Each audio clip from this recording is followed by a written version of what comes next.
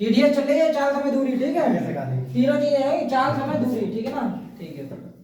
हाँ, और हाँ एक चीज और समझो, देखो ऐसा है, वीडियो क्रम से देखो, ठीक है। कई वीडियो पड़ी है इसकी, ठीक, टीडीएस की। बाद में स्टार्ट करना तो सारी मिल जाएंगी तुम्हें एक साथ, ठीक, देख लेना। जब देखो पहला सवाल, 54 किलोमीटर प्रति घंटे की गति से चलने वाली 320 मीटर लंबी रेलगाड़ी 450 मीटर लंबे पुल को पार करने में कितना समय लगेगा? एक चीज समझो, एक ट्रेन है ना, अगर पुल कहीं मिल जाए, पुल मिल जाए, सुरंग मिल जाए, ठीक है ना, पुल मिल जाए, सुरंग मिल जाए, प्लेटफार्म मिल जाए, उसे पार करने में तो देखो, एक तो ट्रेन अपनी लंबाई चलेगी, पहली बात, ट्रेन जो अपनी लंबाई चलेगी, फिर उसकी भी लंबाई चलेगी, ये बात ध्यान रखना है। चाहे पुल हो, चाहे यहाँ पे सुरंग हो, समझ में आ रही बात की नहीं, और चाहे यहाँ प्लेटफार्म हो, ठीक, यानी ट्रेन की लंबाई प्लस इस पुल या सुरंग या जो भी हो, ठीक है ना, तो इन दोनों की लंबाई हमेशा जोड़ देंगे तो टोटल लंबाई उसे चलनी पड़ेगी। क्लियर हो रही बात की नहीं, समझ में आ रही बात की नहीं, ठीक, गुड, ये चीज हमेशा ध्यान रख रहे हैं। तो यहाँ पे इन्होंने यही बात कही है, ये तो 54 किलोमीटर प्रति घंटा है, वो तो बात की बात, वो तो स्पीड है, गति, ठीक। 320 मीटर लंबी रेलगाड़ी है ना, 450 मीटर लंबे पुल है, तो ये दोनों जुड़ेंगे ना, उसकी लंबाई जोड़ देंगे दोनों, तो 4 3 7 770 हो जाएगा। क्लियर हुई? 770 मीटर ये टोटल डिस्टेंस इन्हें चलनी पड़ेगी। क्लियर है? नहीं क्लियर है? तो ये तो डिस्टेंस हो गई, कितने मीटर। अब हाँ एक चीज और देखने, ये चीज मीटर में है और ये चीज किलोमीटर प्रति घंटे में, तो इसे भी मीटर प्रति सेकंड में ले आओ, ठीक। तो 18 3 54 5 3 15 मीटर प्रति सेकंड हो जाएगा। क्लियर हो रही बात की नहीं? किलोमीटर को मीटर प्रति सेकंड में लाने के लिए 5 बटे 18 गुणा करते, ध्यान होगा तुम्हें। तो यहाँ कितना हो जाएगा? 15 सेकंड। अच्छी बात, 15 भाग कर दो तो ये डिस्टेंस, ये 15 भाग कर देंगे तो यहाँ कितना लगेगा? टी निकल आएगा। क्लियर है? समझ में आई होगी बात? अब इसे काट लो, ठीक है, काट दो, देखो, ठीक है। 15 अपना 75, ठीक है ना, 2 बच गया, 20 हो गया, 15 है कम 15, 5 बच गया, ठीक, 50 हो गया, 15 3 45, फिर 5 बच गया, 15 3 45, तो टी बराबर 1.33 सेकेंड। क्लियर हुई बात की नहीं? इतने सेकंड का टाइम लगेगा, ठीक। क्वेश्चन नंबर 2 देखो, यदि एक 300 मीटर लंबी एक रेलगाड़ी है ना, 72 किलोमीटर प्रति घंटे की चाल से चल रही है और एक खंबे को पार करने में रेलगाड़ी कितना समय लगेगा? समय पूछा है, ठीक है। लेकिन यहाँ एक बात समझो, अगर कोई कैंडिडेट खड़ा है यानी कोई आदमी खड़ा है, ठीक, या कोई पोल खड़ा है, ठीक है ना, कोई लाइट लगी है, समझ में अच्छी नहीं, तो ये जो है, जो ट्रेन चलेगी ना, तो वो सिर्फ अपनी लंबाई जो चलेगी वही दूरी होगी। अब यहाँ आदमी की उसकी लंबाई जुड़ेगी नहीं, ये बात तुम्हें ध्यान रखने हैं, ठीक। आदमी देख के असर हो ना, मालूम है तो यह 300 मीटर लंबी एक रेलगाड़ी है ना, 72 किलोमीटर प्रति घंटा। अब जितनी जो मीटर लंबी रेलगाड़ी है तो जय इसकी डिस्टेंस है। क्लियर है? एक आदमी पार कर रही है, एक पुल को नहीं कर रही, एक आदमी या एक खंबा, ठीक है ना, तो उसकी जो ट्रेन की लंबाई होगी वही उसकी डिस्टेंस होगी। ये बात तुम्हें ध्यान रखने हैं। अब यहाँ मीटर में और यहाँ किलोमीटर में, तो डिस्टेंस इसकी कितनी हो जाएगी? 300 मीटर, तो यही डिस्टेंस ही रही।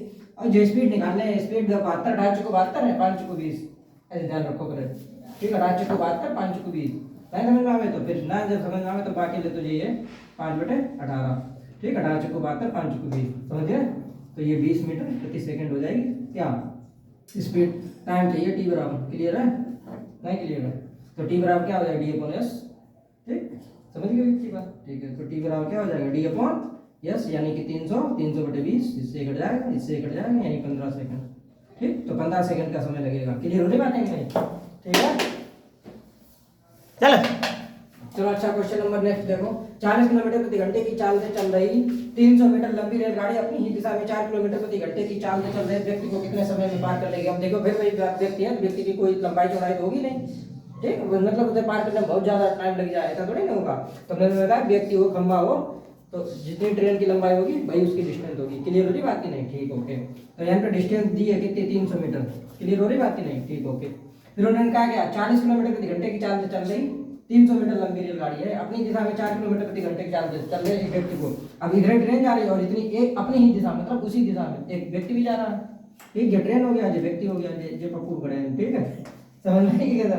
अब इनकी चाल कितनी? 4 किलोमीटर प्रति घंटा, कितनी है? 40 किलोमीटर प्रति घंटा। जब सेम डायरेक्शन हो तो हमेशा रिलेटिव स्पीड घटेगी, जो बाद में पीछे भी बताइए, ठीक है ना। जब अपोजिट डायरेक्शन होगा तो रिलेटिव स्पीड जुड़ेगी। क्लियर? ठीक, ओके। तो रिलेटिव स्पीड यहाँ से निकल आएगी, ठीक है ना। कितनी हो जाए? 40 में 4 घटाए तो 36 किलोमीटर हो गया। 36 किलोमीटर प्रति घंटा आए के बाद ये ध्यान रखना, ये किलोमीटर प्रति घंटा है, ये मीटर है, तो 36 यानी 18 दूनी 36, 5 दूनी 10। क्लियर हो रही बात नहीं? मैं समझ में आई? जब ना समझ में आवे करें तो ऐसे कर लो, 36 गुणा 5 बटे 18। क्लियर? 18 दूनी 36 और 5 दूनी 10, 10 मीटर प्रति सेकंड आ गया। स्पीड आ गई, ठीक है, गुड। तो ये रिलेटिव स्पीड आ गई, ठीक है, 10 मीटर प्रति सेकंड, क्लियर, ठीक। यहाँ पे 10 से भाग करने हैं तो तुम्हें क्या निकल रही है, टी निकल रही है, टी बराबर डी अपॉन एस, ठीक है। तो 300/10 यानी कि 30 सेकंड। समझ में आ रही होंगी सारी बातें, ठीक है। अभी बिल्कुल बेसिक सवाल उठा।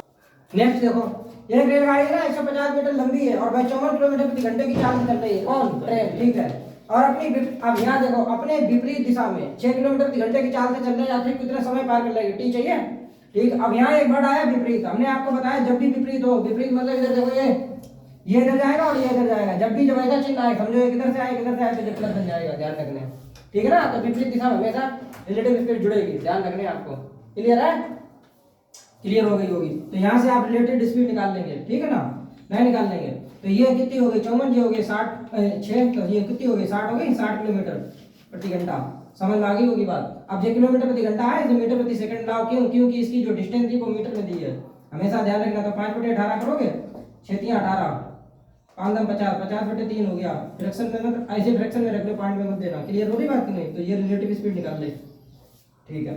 और डिस्टेंस दी है, डिस्टेंस कितनी दी है 150 मीटर, ठीक है ना, 150 मीटर। हमसे पूछा क्या, टाइम, डी अपॉन एस बन जाएगा, डी अपॉन एस, डी कितना 150, 150/50/3, 3 नीचे आएगा ऐसे, ठीक। भिन्न का भिन्न भाग दें, भिन्न पलट जाएगी, 3 ऊपर हो जाएगा, 5 3 15, 3 बार पड़ गया, 3 3 का 9 सेकंड का टाइम लगेगा, क्लियर हो रही होगी बात, ठीक है। चलो अच्छा, खैर देखो 270 मीटर लंबी रेलगाड़ी 30 मीटर प्रति सेकंड की चाल से चल रही है, वह 180 मीटर लंबे पुल को कितने समय पार कर लेगी, यहाँ पे भी टी चाहिए। अब ये देखो एक बात भाई आ गई है, 270 मीटर लंबी रेलगाड़ी है ना, तो 270 मीटर लंबी ये तो ट्रेन हो गई, बात को समझो, ये 270 हो गई, ठीक है। ये तो अपनी डिस्टेंस चलेगी, क्लियर। फिर उन्होंने क्या कहा, लंबे पुल, कितना लंबा पुल 180 मीटर, यानी कि 180 मीटर लंबा पुल ये भी चलेगा, ठीक है ना। इतनी दूरी टोटल डिस्टेंस इतनी हो जाएगी, तो ये दोनों जुड़ जाएंगे, क्लियर, क्लियर है, ठीक है, सही है, ठीक है। 0 8 7 15 2 1 3 3 1 4 450 होगी, ठीक है। तो ये क्या हो जाएगी, डिस्टेंस हो जाएगी, क्लियर हो रही बात की नहीं। और 30 मीटर प्रति सेकंड की चाल से यस बराबर दिया 30 मीटर प्रति सेकंड, ठीक है, ठीक चाहिए, टी बराबर डी अपॉन एस 450/30, 15 सेकंड आ जाएगा इसका आंसर। 15 सेकंड जो है इतनी डिस्टेंस तय कर लेगी, क्लियर है, पुल को पार कर